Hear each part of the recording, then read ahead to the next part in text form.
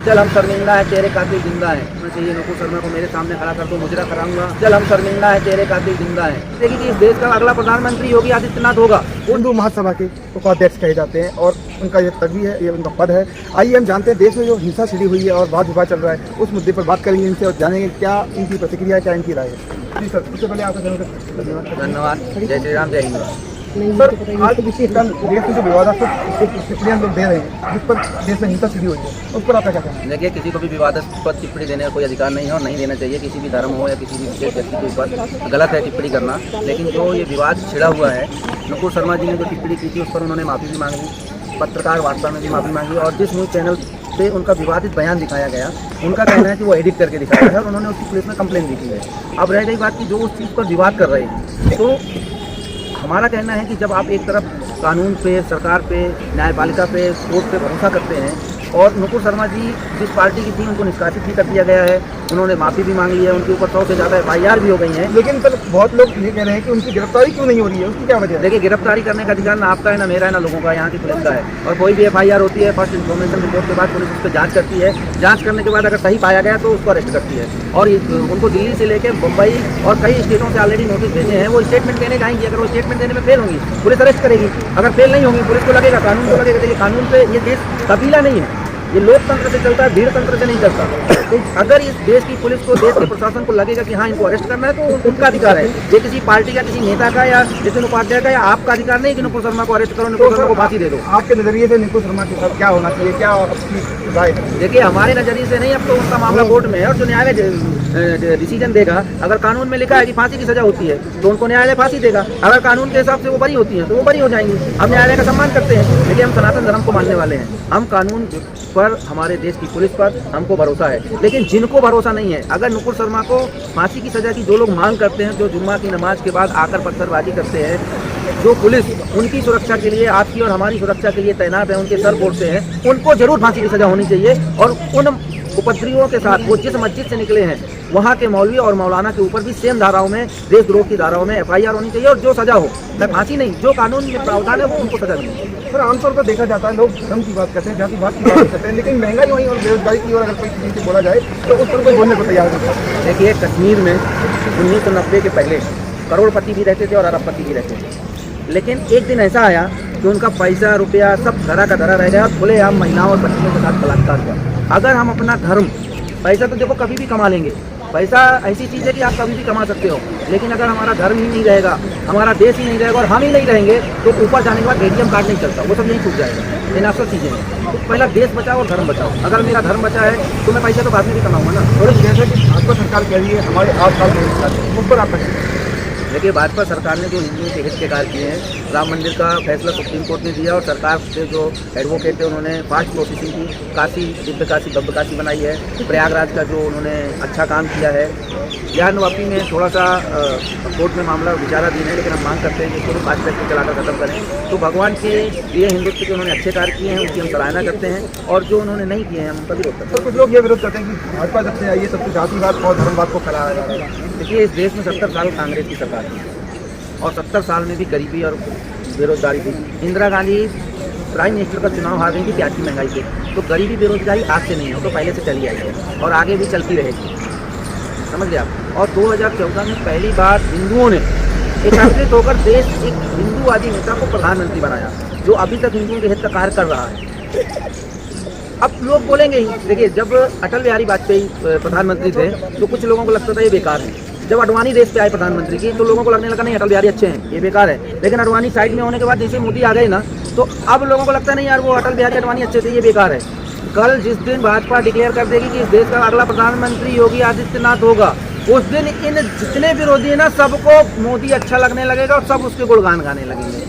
तो ये देखिए, उनकी राजनीति है, उसमें कुछ ज़्यादा बोलने जैसा है। भाजपा द्वारा हिंदू राष्ट्र बनाने की तैयारी चल रही है, उस पर आप क्या कहेंगे? भाजपा द्वारा हिंदू राष्ट्र बनाने की तैयारी नहीं चल रही। हिंदू महासभा 1915 से भारत को हिंदू राष्ट्र बनाने के लिए लड़ रही है और हिंदू महासभा भारत के हिंदू राष्ट्र भाजपा के शासनकाल में घोषित करवाए। क्यों बनाना चाहते हैं बात को, हिंदू राष्ट्र क्यों बनाना चाहते हैं? क्यों बनाना नहीं चाहते? भारत तो हिंदू राष्ट्र आज से नहीं, पहले से था। ये देश हिंदुओं का था, ऐसा नहीं है। यहाँ 1400 साल पहले मुस्लिम आए हैं, उसके पहले मुसलमान थे ही नहीं।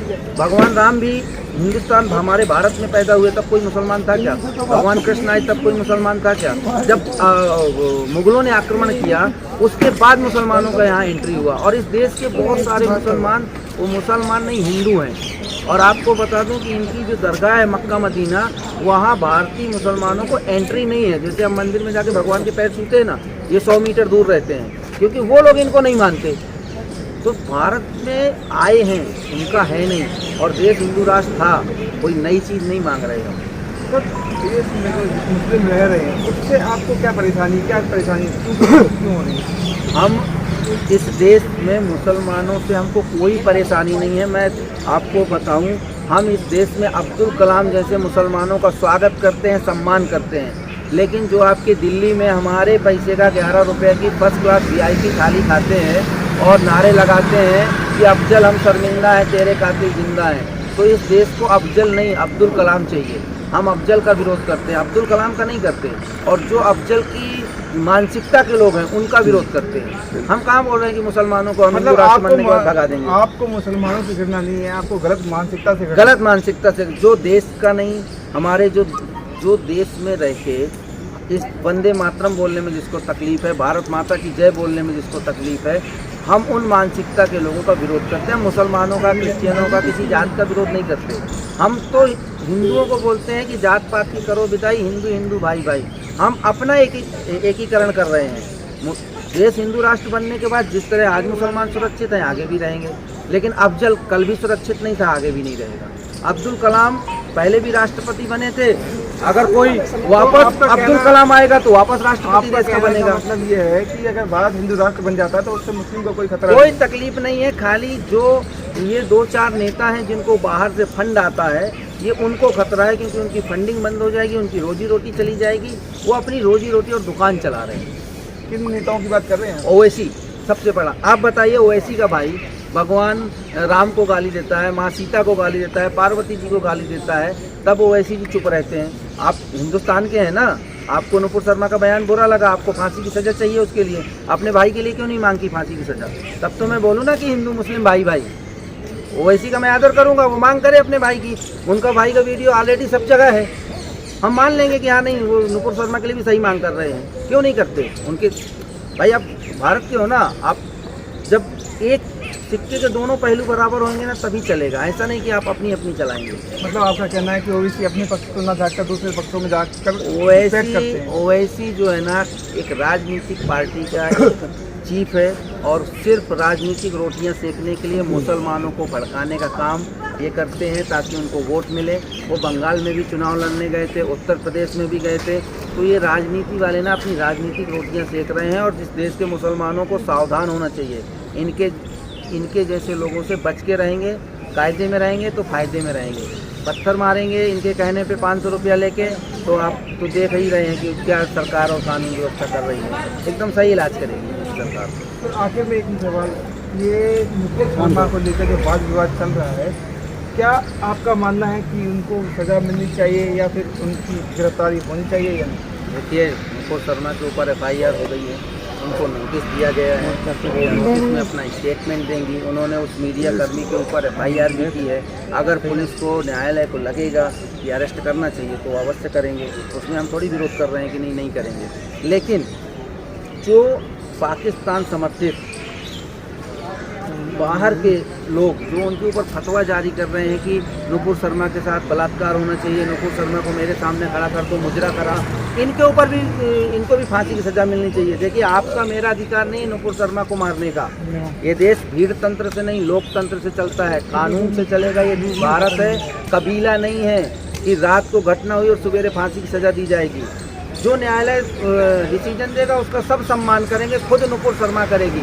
लेकिन ये मतलब नहीं कि हम भीड़ में नुपुर शर्मा को छोड़ दें। उसकी सुरक्षा, उसकी व्यवस्था ये सरकार का काम है, और मैं तो मांग करता हूँ सरकार से कि उनको जेट प्लस सुरक्षा दें। देश के पूरे विश्व के 62 देश उनके पीछे पड़े हैं उनका मर्डर करने के लिए। और किसी का भी, देखिए, जब तक न्यायालय का आदेश नहीं आता, किसी को अधिकार नहीं है आपको और मेरे को मारने का।